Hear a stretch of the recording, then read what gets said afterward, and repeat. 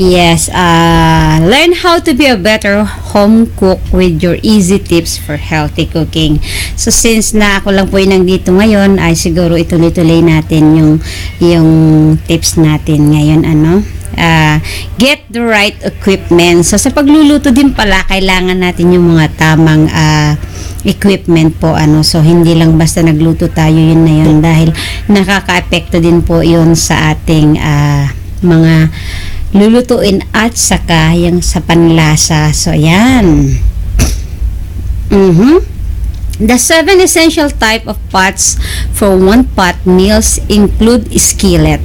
Yan, dami palang yun, no? Woks, roasting pans, casserole dishes, slow cooker, and salad bowl.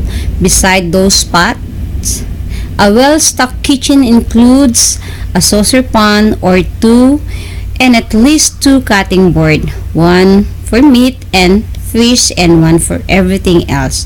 And ideally, you should have a third board for fruits so that it doesn't end up tasting like garlic.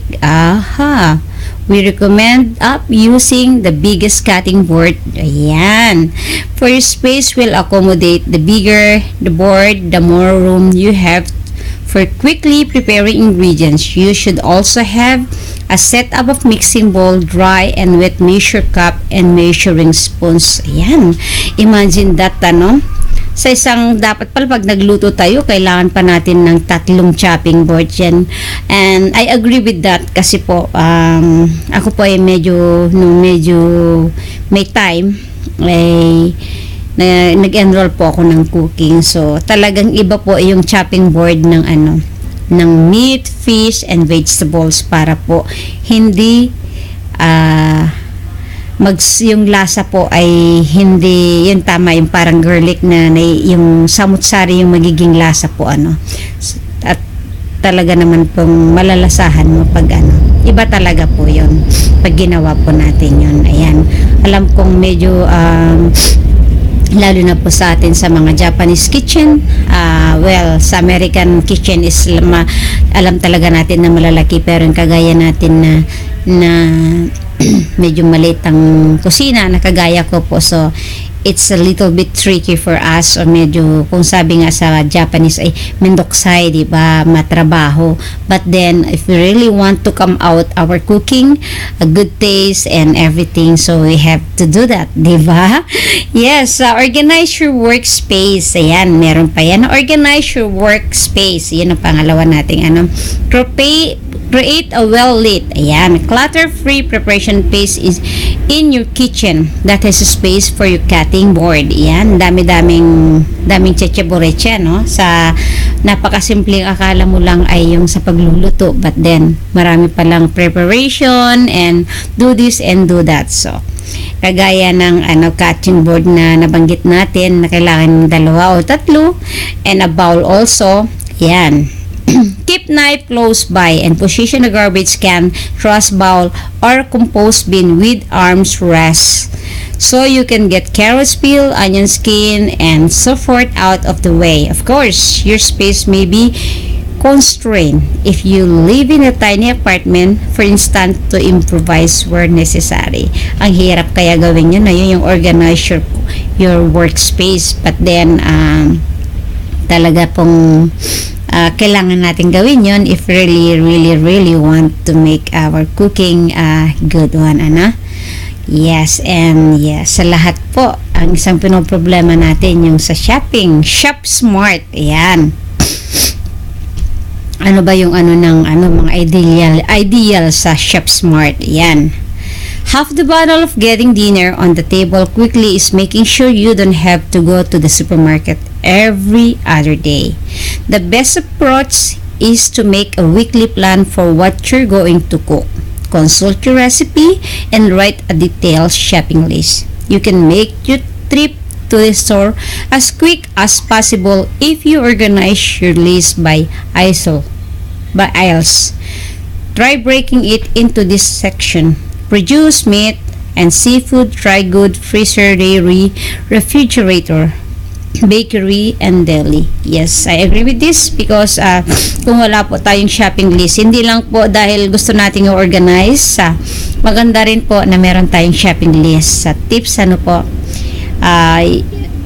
come to think sa mga moms po, ano, try to observe po. Pumunta po kayo sa supermarket na walang lista. Lahat ng gusto nyong makita na parang, lalo pag yung mura, ay talang gusto nyong bilhin, di ba? So, one thing, nasisira yung budget nyo. And then, minsan, pag wala pa tayong list, ay yung talagang main reason why we are at the supermarket, o yung bibilhin natin ingredients, ay minsan nakakalimutan natin if we don't have a shopping list, di ba? So, it's really wise to have a shopping list po yan. Number 1 po yan. Dahil, bukod na po sa saving money, saving time po, and makukuha po natin lahat yung ating gusto or yung ating right ingredients or shopping list dahil meron po tayong listahan, o di ba? Napakaganda pong tips yun, di ba? Dahil I observe to myself na minsan pagpunta ko ng supermarket, so especially when I'm in a hurry, no, okay, ito lang ang bibilhin ko, sasabihin ko, but then I ended up na pagdating ko sa bahay, ang dami kong ang dami kong nabiling not necessary, di ba? But then marirealize mo lang yun when you get home, you get home, di ba, na ano ba itong mga pinagbibili ko, something like it's not worth it, or it's not really di ba, pero makakain din naman, but then it's out of the list and out of the budget sometimes, di ba? So we have to do number 1 po yung shopping list. Ayan po, di ba, napakagandang tips. But anyway, happy listenings po kay Ate Nitseya sa, of course, kasama po natin siya regular dito sa Ladies Weekend Edition, but then kami po ay humingi ng pasensya dahil siya po ay medyo hindi magandang pakiramdam, and of course sa ating mga ibang kasama dito ay nasa work po. So alam naman natin na life in abroad is before anything else, prioritize po natin yung ating trabaho na siya naman pong reason while we're here in abroad po, no? Ate Nits, happy listening po, pagaling ka po, and hope to see you next week po. Ayan, di ba? And next is susunod po natin, keep a well-stocked pantry. O yan yung mga stock natin dyan, na keep a well-stocked pantry po.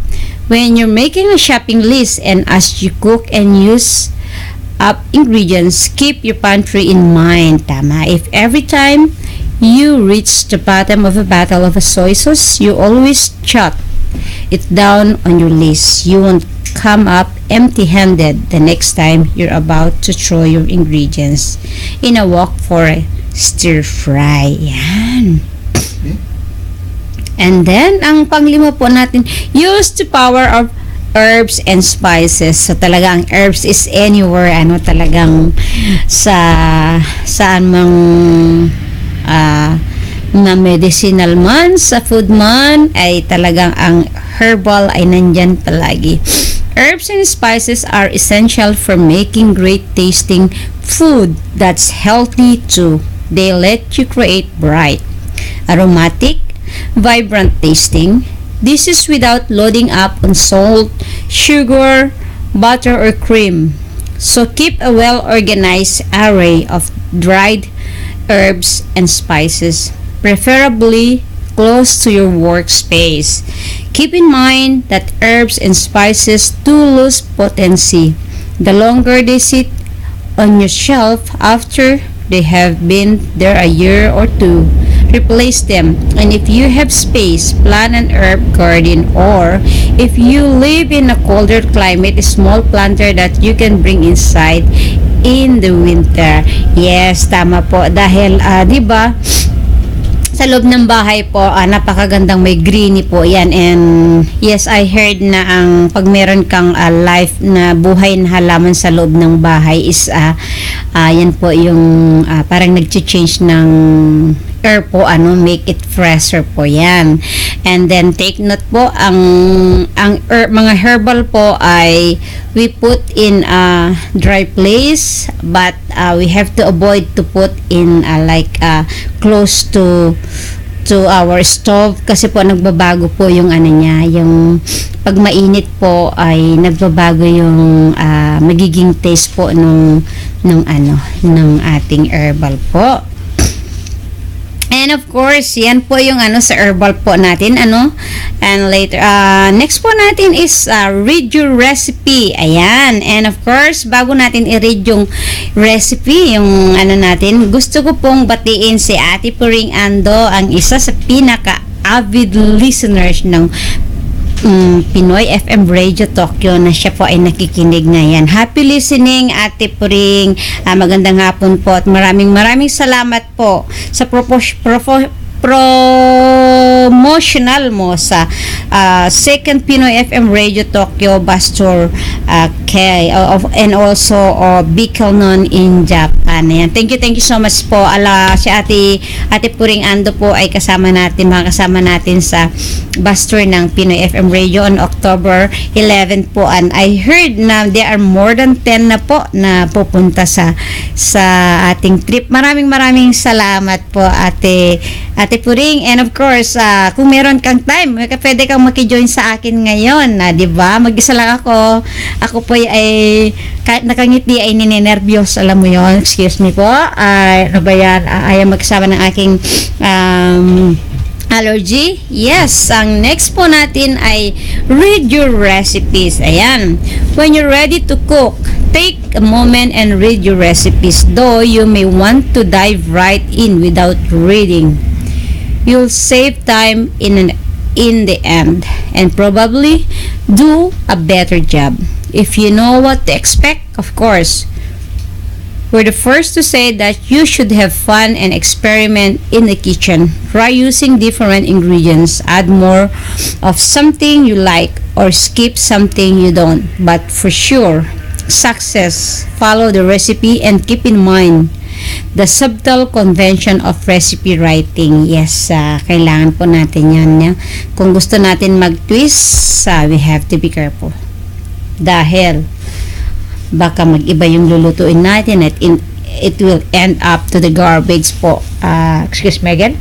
It happened po many times sa akin yan. Yung about the recipe na I'm trying to